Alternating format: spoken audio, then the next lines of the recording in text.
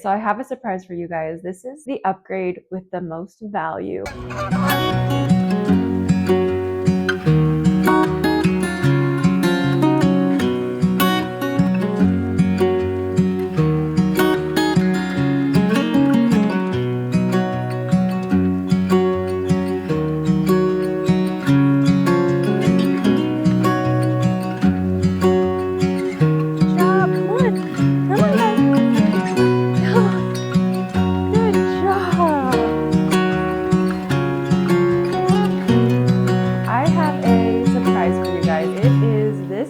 New, it's $2,000 to $3,000, and I got it for free. They said the fan was broken and my dad fixed it. It is the European style, so it's narrow and tall, and it just creates so much more space in my kitchen. The old fridge used to come out to here and just really block this entryway. I'm very excited how there's still so much more to do in the kitchen, but just doing the appliances has elevated this space so much.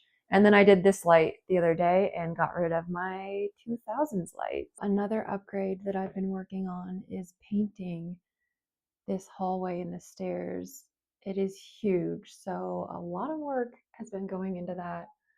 And I'm not that tall, so wish me luck. I wanted shaker doors for the bedrooms up here, and I ended up finding 3 for free and 1 for $20. And these are $185 to $250 a piece. So that saved me a ton of money.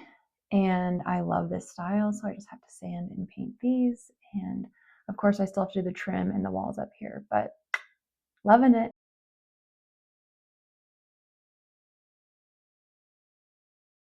Another thing we've been working on is the cami shack, we call it. It's a little 84 square foot shed, actually. There's no plumbing, no kitchen, no bathroom. There's a couple plugins. I lived in this back in 2017 for a couple years.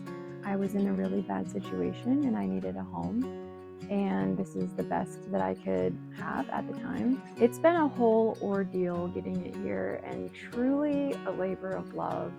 It took my dad, my brother Ben, Blake, Will, and his whole team at Zen Relo here in Bend. They went to Washington, and we all took everyone to get it on this trailer, and they brought it back here to Bend.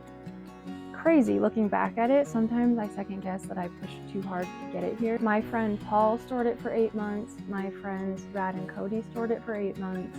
And then now that I was able to move it to my own property, it was quite the full circle moment, going from little tiny roots where I started living in this shack on my own to now having a place of my own and having it parked at the place of my own, which I thought would be like this euphoric, like amazing accomplishment. But once we pulled into the yard, it was definitely mixed emotions. Just seeing the contrast of where I came from, and that this is where my independence in life started, essentially, in this little shack, which is a big reason why I wanted to save it. I felt like I wanted to save the shack that saved me. You know, it's mixed emotions, seeing your past just right up in your face, and that the hard things that I went through. I'm so grateful to all of your help. I couldn't have done it without you, and I love you all.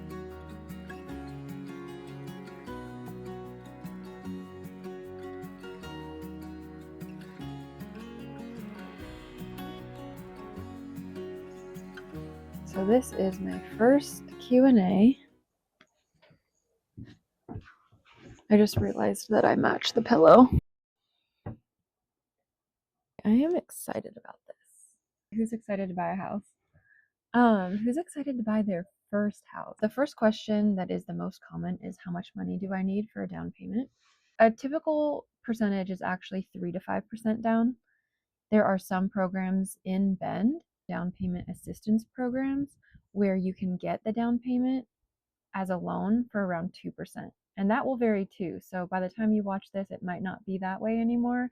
But I know right now there's certain parameters to qualify, but that's the beauty of question number 2, which is, what is the first step to buying a home? Step 1 is meeting with a lender.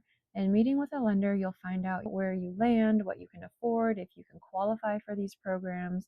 And that's super important for you. You should not be scrolling Zillow for hours right now, because you don't want to get your heart set on a house or fall in love with a certain price point that might be far out of your reach. Or maybe you're super close to your house that you want, and talking with the lender will help that dream come true because they can create a game plan for you, or if you did X, Y, or Z, you'll be able to get this house. And so sometimes just knowing reality, even if it's not exactly what you want to hear, is going to be the news you need to get you to your dream. So don't avoid that conversation because you're afraid to hear no. They want to help you get there, and they'll help you create a roadmap for what you need to do with either your credit score or your savings or your job to get where you need to go. One thing you will hear me say a lot is that it depends. That's why I think it's important for you to get yourself into the game and start making moves instead of just being on the sidelines and not knowing how it's going to go for you. And it depends, it depends, it depends. You can just waste so much time wondering, when if you just jump in and start finding out, you will make more progress sooner. How long does the buying process take? If you're very serious, if you have your ducks in a row, if your lender's on top of it, you can close within 30 days, some lenders even sooner. What hidden costs should I know about? You'll have your down payment, which we talked about, and then there's closing costs, which is separate. That piece varies. You could always talk to your lender, and once you figure out your price point, maybe send them an example house of something that's like what you would buy, and they can give you an estimate of that number. But just keep in mind, there's so many things with home buying with the numbers that will vary. Rates will vary from day to day. Different homes will vary depending on taxes and HOA. And so just because you send a $500,000 house to your lender today, you can send another one tomorrow, and that monthly payment could be totally different. So just prepare your mindset with some flexibility that things can go up and down. Being flexible is going to be the number one thing that probably keeps you happy throughout this process and not wondering why these numbers keep changing. Flexibility, and also ask as many questions as you can to your lender, so you can comprehend the process. And your realtor could even help you with this as well. But don't be afraid to ask, because the more you can educate yourself on this, the better you're going to feel when these unknowns pop up. Like, even, I mean, you're already one step ahead right now listening to this and learning these things before you even get started. So, closing costs, I've seen them around $8,000 to $12,000, but don't freak out. You can ask the seller, especially in this market right now, to pay for those. And your realtor will write that into your offer. The seller would give that to you as a credit at closing, and that's a payment that you're a cost you're never going to see. You're going to have inspection fees, which is around $500 for a general inspection. If you want to get a city sewer scope, you might need a well flow test depending on where you're located. So ask your realtor about that as well. How many inspections for this property and process do you recommend? And get some estimates. Moving expenses, and then a little sneaky one is initial repairs. When you first move in, you're at least going to be changing the locks on your door, or maybe if people want to give you closing gifts, think about some practical things like getting your locks changed, or maybe some initial paint that you might want. I did my locks myself, so it's not that hard. I didn't know how to do it prior to buying my house, and I went to Home Depot, and then I just read the instructions on the box and did it myself. And then the last question that is probably the most popular right now is, should I buy now or should I wait? That is a very difficult one for a realtor to answer for you. You know, a lot of realtors try to find the silver lining in each market and tell you why it's a good time to buy now. And I try not to do that when I advise people, because to an extent that really doesn't matter.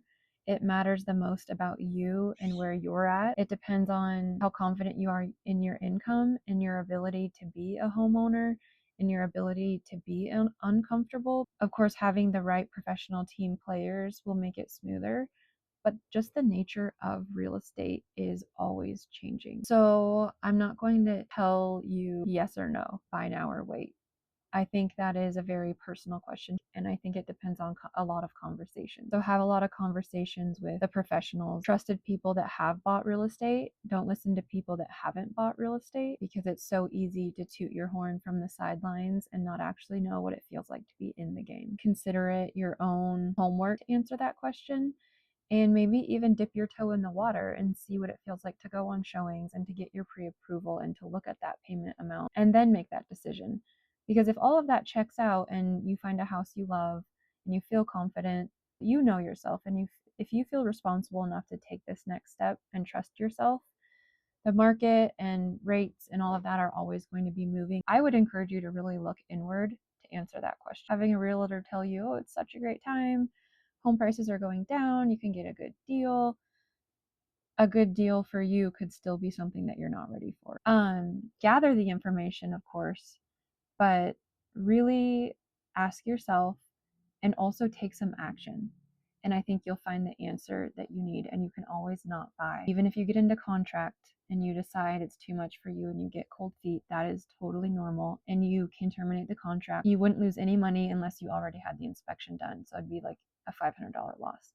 So give yourself some grace and support in the journey and the action of finding out the answer. Let me know if you guys have any other questions, and I'll include yours in the next Q&A.